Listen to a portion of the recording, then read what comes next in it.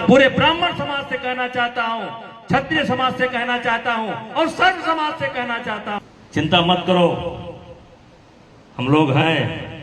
दबदबा था, दबदबा है और दबदबा रहेगा। हम चूंकि समय कम है इसलिए सूत्र वाक्य में बोलेंगे और आप लोग रिकॉर्ड करें। मैं चाहूंगा हर बच्चा मेरे भाषण को रिकॉर्ड करे और फिर बाद में सुने और लोगों को सुनावे। मेरी शुरुआत है, हम कौन थे, हम कौन थे, क्या हो गए और क्या होंगे अभी। हम कौन थे, क्या हो गए और क्या होंगे अभी। आओ मिलकर विचारें यह समस्याएं सभी। यद्यप हमें इतिहास अपना प्राप्त पूरा है नहीं, फिर भी हम कौन थे ये भी अधूरा है नहीं। भाइयों, जैसे एक वृक्ष तब तक हरा रहता है जब तक वो मिट्टी से जुड़ा रहता है। अगर वृक्ष को समाप्त करना है तो उससे, उसकी जड़ से उसका संबंध हटा दो, वो वृक्ष अपने आप सूख जाएगा। सूखने के बाद या तो खाना बनाने के काम आएगा, चूल्हा में जाएगा, या जलाने का काम आएगा, या फर्नीचर बनने का काम आएगा। यानी वृक्ष का इतिहास, वृक्ष तब तक खड़ा है जब तक वो अपनी जड़ से जुड़ा है। और यही काम हमारे साथ हुआ। हमें हमारे इतिहास को धार्मिक ग्रंथ बता दिया गया।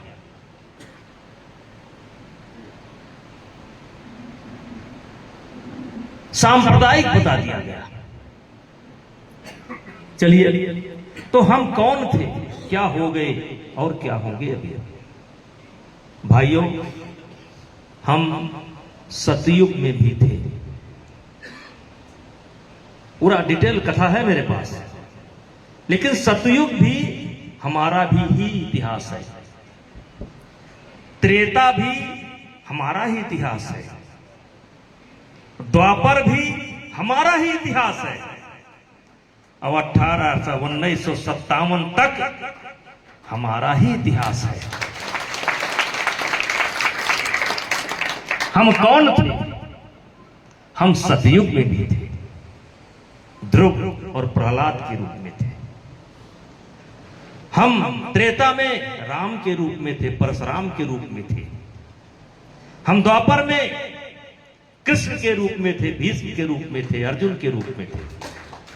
और कलयुग में भी बहुत है। कुछ नाम बिहार में कुंवर सिंह के नाम से थे, बस्ती में जालिम सिंह के नाम से थे, गोंडा में राजा देवी बकत सिंह के नाम से थे, बहराइच में बलभद्र सिंह के नाम से थे।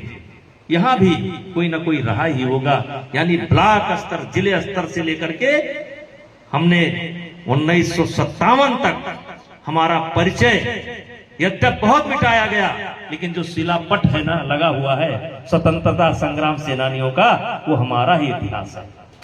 हम पीछे नहीं रहे।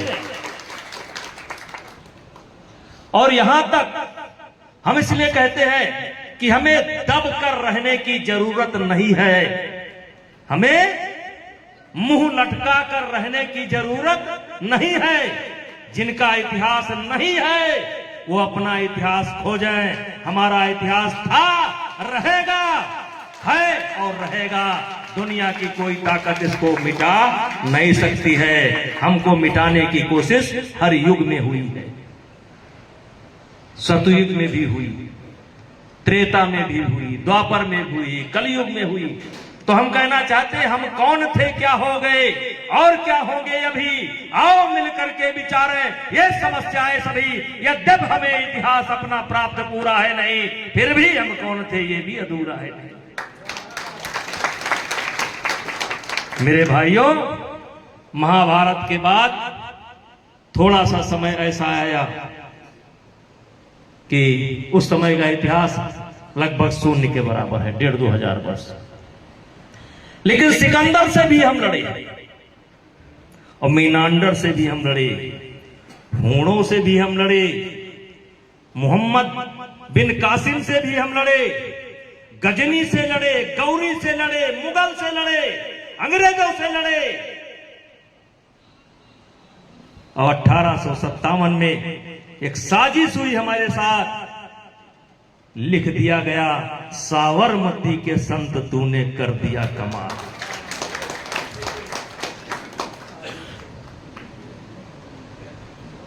साबरमती के संत तूने कर दिया कमाल। कहां गई झांसी की रानी, कहां गए भगत सिंह, कहां गए सुखदेव, कहां गए मंगल पांडे, कहां गए क्षत्रिय समाज के बेनी माधव, कहां गए राजा राव राम बकस, कहां गए। लिख दिया गया, साबरमती के संत तूने कर दिया कमाल। और इसलिए मेरे मित्रों, समय लगे तो मौका निकाल कर पढ़ लिया करो। मैं एक कहानी धनंजय सिंह जरूर सुनाना चाहूंगा। सिकंदर के बाद, हुणों के बाद, मीनांडर के बाद एक हमला होता है 6ठी शताब्दी में। ये मैं जान करके इस कथा को पढ़ रहा हूं, क्योंकि इस कथा को छिपा लिया गया है। मोहम्मद बिन कासिम 712 में हमला किया और कश्मीर के उधर सिंध प्रांत के राजा थे दाहिर, वो ब्राह्मण राजा थे। बिन कासिम ने दाहिर की हत्या की और हत्या के उपरांत उनकी 2 बच्चियों को प्रमिला और उर्मिला, अब नेट पर खोजना मिल जाएगा, प्रमिला और उर्मिला और प्रमिला को बंदी बनाया है। बंदी बनाकर वो सीरिया के खलीफा के पास ले जाता है और नजराने के तौर पर पेश करता है। और बिन कासिम 60,000 की सेना छोड़कर चला जाता। थोड़ा बैलूम कम कर दो यार, थोड़ा बैलूम कम करो। 60,000 की सेना को छोड़कर जाता है। और भाइयों, सूर्या और प्रमिला को जब पता चला कि हमें खलीफा के पास नजराने के रूप में पेश किया जाएगा, वो दोनों ब्राह्मण पुत्री थी, गुरुदेव दाहिर की पुत्री थी, ब्राह्मण की पुत्री थी। तो उन्होंने एक चाल चली। खलीफा के पास जाने के पहले उन्होंने एक संदेश भिजवाया कि मैं आपके लायक नहीं हूं, आपके नजराने लायक नहीं हूं, आपके तोहफे के लायक नहीं हूं, क्योंकि आपके पास तोहफा भेजने के पहले मोहम्मद बिन कासिम हमारी इज्जत को लूट चुका है। और मेरे भाइयों, मैंने कहा जो हमारे काम की बात थी वो हटा दिया गया और लिख दिया गया, साबरमती के संत तूने कर दिया कमाल। तो सूर्या प्रमिला ने एक चाल चली कि हम आपके लायक नहीं हैं, हमें ये झूठा कर चुका है, हमारी इज्जत को लूट चुका है। मित्रों, इतिहास इस बात का गवाह है, वो प्रथम लुटेरा 712 में आक्रांता जो आया था, वहां के खलीफा ने उसको जिंदा भैंस के खाल में चुनवा दिया। और बाद में पता चला कि मेरे साथ धोखा हुआ, तो उसने, कुछ लोग कहते हैं मरवा दिया, कुछ लोग कहते हैं उन्होंने स्वयं अपने आप को मिटा दिया। यानी मरते मरते हमारी 2 ब्राह्मण पुत्रियां, हमारे बारे में कहा जाता है हम कौन है। उसी समय दाहिर का पुत्र भाग करके चित्तौड़ आता है और चित्तौड़ में महाराणा प्रताप के पूर्वज सांगा, महाराणा सांगा, और महाराणा सांगा कोई और नहीं थे, लव की संतान थे। इसी अयोध्या से निकले थे, हमसे निकले थे, लव की संतान थे। हम कौन है? महाराणा कौन है? सांगा कौन है? भगवान राम के पुत्र लव की संतान है। तब उनका पुत्र जब भाग करके आता है, सांगा को पता चलता है। सांगा उस समय पहली हिंदू सेना या हिंदू ब्रिगेड बनाने का काम राणा सांगा ने किया और राणा सांगा का साथ दिया गुज्जर प्रतिहार राजा नागभट्ट, गुज्जर प्रतिहार राजा नागभट्ट और साउथ का नरसिंहम और राणा सांगा, ये 3 बड़े राजा मिले और 3 बड़े राजा मिलकर के छोटों छोटों को जोड़ करके 6500 की सेना तैयार की। और मेरे मित्रों, हम कौन थे? उस 65 की सेना ने 60,000 जो सेना बिन कासिम ने छोड़ रखा था उसको हराने का काम किया। और यही नहीं किया, प्रमिला और सूर्या के अपमान का बदला महाराणा सांगा ने कैसे लिया, यानी क्षत्रियों ने कैसे लिया।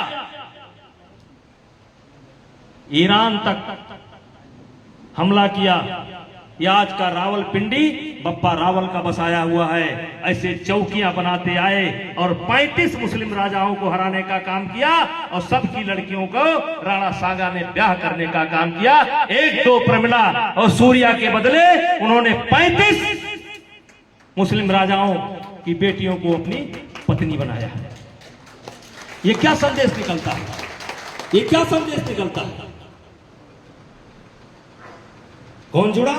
गुज्जर प्रतिहार राजा नागभट्ट। कौन जुड़ा? क्षत्रिय दाहिर, दाहिर का बेटा, दाहिर ब्राह्मण। तो मैं ये कहना चाहता हूं, जैसे हम लोग, जैसे हमारे कार्यक्रम पहले होते थे, तो मैं ऐसे कार्यक्रम को अवॉइड करता था, मैं नहीं जाता था, क्योंकि ऐसे कार्यक्रम में महाराणा प्रताप के अलावा कोई जिंदाबाद होता ही नहीं था। भैया भैया हाथ जोड़े थे, बड़ी मेहनत पड़ती है। अरे बड़ी मेहनत पड़ती, 4 अक्षर बोल के दिखाओ। तो मैं अवॉइड करता था, ऐसे कार्यक्रम में मैं नहीं जाऊंगा। और इसलिए पहले कार्यक्रम में जब मैं राजस्थान गया और लगभग 15-20 हजार की सभा थी, तो मैंने सबसे अनुरोध किया कि भाई आप महाराणा प्रताप जिंदाबाद करते हैं, मुझे बहुत अच्छा लगता है, लेकिन क्या महाराणा प्रताप अपनी तलवार खुद बनाते थे? उस लोहार का जिंदाबाद कब करोगे? उस घोड़े वाले को जिंदाबाद कब करोगे? उस तंबू कनात वाले का जिंदाबाद कब करोगे? उस भोजन बनाने वाले का जिंदाबाद कब करोगे? भाइयों, हम राम के अनुयायी हैं। राम जी को देखिए, वनवास के बाद काफी समय, लगभग 12 साल 13 साल चित्रकूट में बीता, लेकिन अयोध्या से निकलने के बाद किसका सहयोग लिया? केवट का। किसका आशीर्वाद लिया? ऋषि भारद्वाज का। चित्रकूट में कहां कहां गए, बड़ी लंबी कथा हो जाएगी, लेकिन जब माता सीता का हरण हो गया तो बगल में छत्तीसगढ़ उनका ननिहाल था। बगल में छत्तीसगढ़ उनका ननिहाल था। उस समय भगवान राम ने जनकपुर संदेशा नहीं भेजा, उस समय भगवान राम ने अयोध्या संदेशा नहीं भेजा, उस समय भगवान राम ने छत्तीसगढ़ संदेशा नहीं भेजा। वहीं पर सेना इकट्ठा किया और लंका विजय प्राप्त करके चले आए। ये हमारी क्षमता थी, ये हमारी क्षमता थी। हम सबको साथ, सबका विकास जो आज नारा है, इस नारे का अगर किसी के ऊपर लागू होता है तो क्षत्रिय समाज के लिए ऊपर लागू होता है। हमने सबका साथ और सबका विकास और सबकी इज्जत, हमने हमेशा उसका ध्यान रखा है। हम कौन थे, क्या हो गए और क्या होंगे अभी, आओ मिलकर के विचारे ये समस्याएं सभी। यद्यपि हमें इतिहास अपना प्राप्त पूरा है नहीं, फिर भी हम कौन थे ये भी अधूरा है। लेकिन मेरे मित्रों, कब तक सिर पर कुलीनता का टीका, भीतर जीवन का रस फीका। सिर पर कुलीनता का टीका, भीतर जीवन का रस फीका। कुछ ऐसे भी नर होते हैं, कुल को खाते और खोते हैं। यशस्वी पुरुष अपने ऊपर चलता नक्षत्र पुरखों का धर, अपना बल देश जगाता है, सम्मान जगत में पाता है। दिनकर जी ने लिखा है, कौन काम ऐसा जग में टिक सके आदमी के मग में। ठम ठोक खेलता है जब नर पर्वत के जाते पांव कड़, मानो जब जोर लगाता है पत्थर पानी बन जाता है। बहुत कुछ कहा जा सकता है। मैंने कहा सिर पर कुलीनता का टीका, भीतर जीवन का रस फीका। कुछ ऐसे भी नर होते हैं, कुल को खाते और खोते हैं।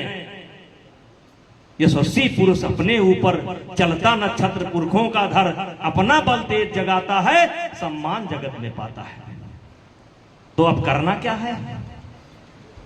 इतिहास तो हो गया।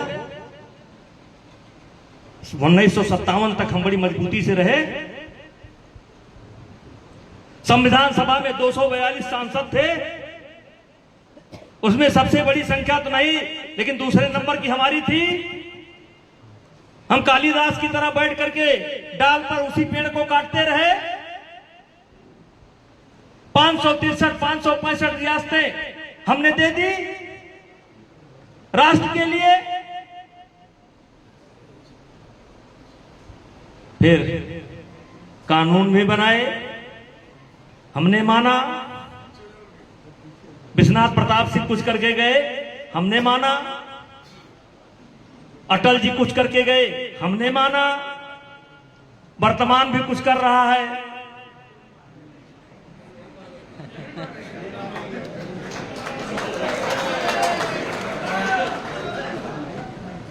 मेरे भाइयों, मैं बहुत ज्यादा कुछ नहीं कहना चाहता, लेकिन ये क्यों हुआ मेरे साथ और वर्तमान परिस्थिति में करना क्या चाहिए।